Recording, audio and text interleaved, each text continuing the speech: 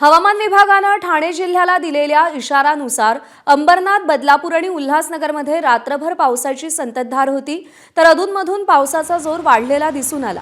दरम्यान बदलापूरसह कर्जत, नेरळमध्ये देखील दमदार पाऊस झाल्याने उल्हास नदीच्या पाणी पातळीमध्ये वाढ झाली।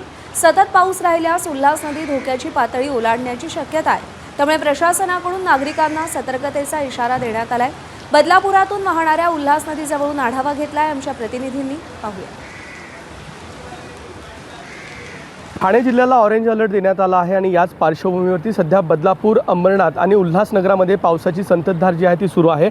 बदलापुरामध्ये जर पाहिलं तर या ठिकाणी उल्हास नदी जी आहे ती या ठिकाणी पाणी पातळी जी आहे ती उल्हास नदीची वाढताना पाहायला मिळते, कारण की कर्जत परिसरामध्ये मोठ्या प्रमाणामध्ये पाऊस सध्या सुरू आहे आणि याच पावसामुळे या ठिकाणी उल्हास नदीच्या पाणी पातळीमध्ये देखील वाढ झाल्याचं पाहायला मिळते।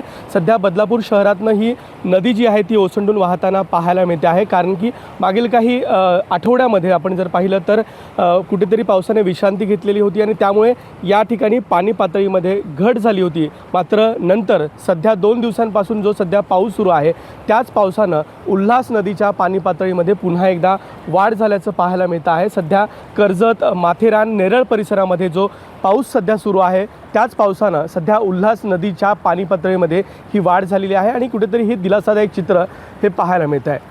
विकास माने, एबीपी माझा, बदलापूर।